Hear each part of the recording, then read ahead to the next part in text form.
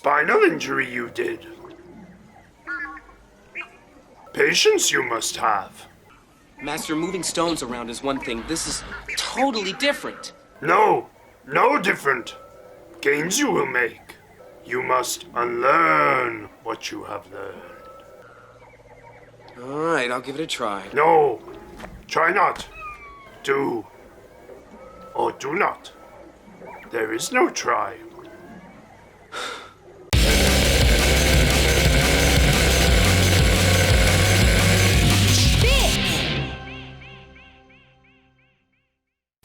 Heyo, welcome to Henchfit. How you all doing out there?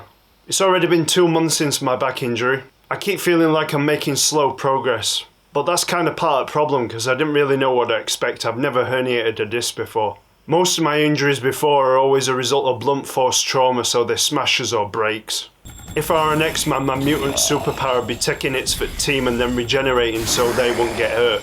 My mutant name would be Cannon Fodder or something like that. Send in Cannon Fodder! With a broken bone, you've got some idea of how long it's going to take to heal. But with tendons and ligaments and discs, there's so many variables.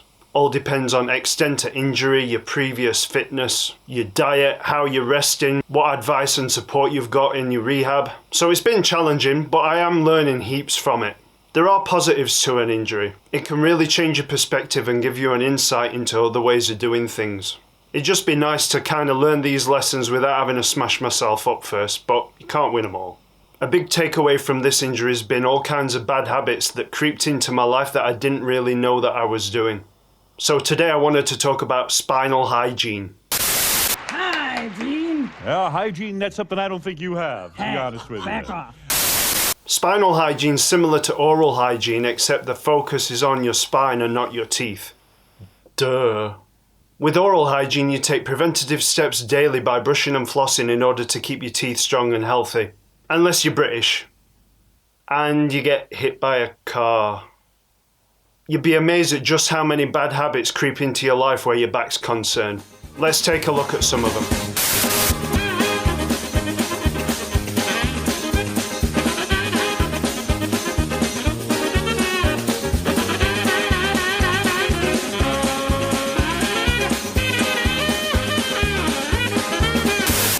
Correcting these kind of bad habits is pretty easy. It just takes time. Or you could just invest in the Henchfit postural adjustment rod. Simply attach it to your back and go about your daily business.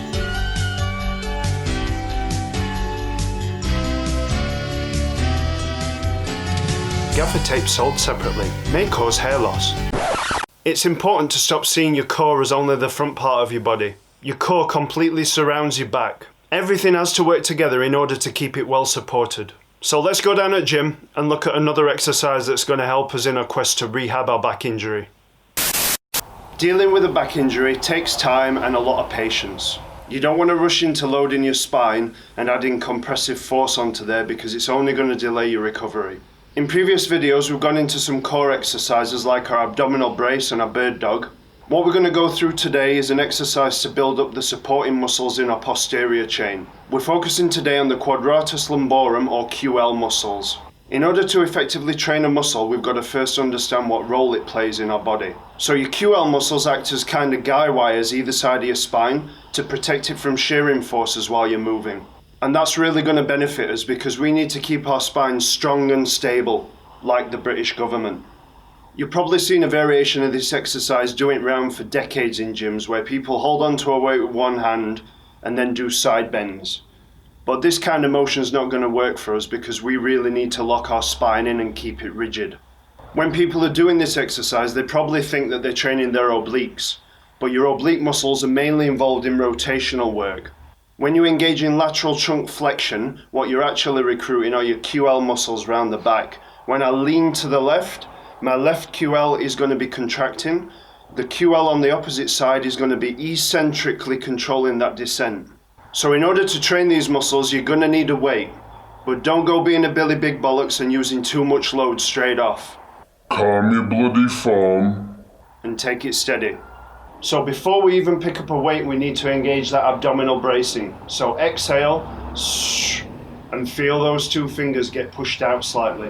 When you go to hold on to the weight, hold it like you mean it. Grip it like it owes you money. You know what I'm talking about.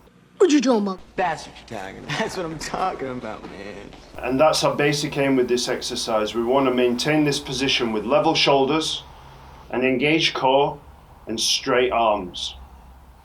Hold it for 30 seconds, build up to a minute, and very slowly increase the weight. The next progression to this exercise is to start going for short distance walks. Start off small, 10, 20 meters, and build up to say 50 meters.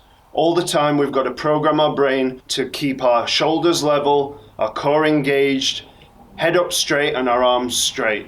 Walk slowly and with purpose. The biggest hurdle to progressing in this exercise is actually the good old-fashioned ego. You probably feel a little embarrassed holding such a little thing at hip level. But you've just got to put all that aside. Don't go comparing what you're doing now with what you used to do. You've got to do what's right for your recovery now. If you're really feeling self-conscious and awkward, there's ways we can get around that. Why not attach a teddy bear to the side of it so people don't see the weight you're holding? Or splurge on that handbag you've been eyeing up in shop window for weeks. Or go for that new look. You be you. You be a man. So all you can do to recover from something like this is take the steps and just try your best. Accept it's going to take time, do what you've got to do, and kick that ego aside. 2 months in and I'm getting there. I'm excited to see what I'm going to be like in next 2 months. Thanks for watching anyway. If you've enjoyed this video, leave a comment below, let me know what you think. Do us a favour and like, share and subscribe. I'm really enjoying making these, I want to keep doing it. Thanks for watching, have a good one, stay hench.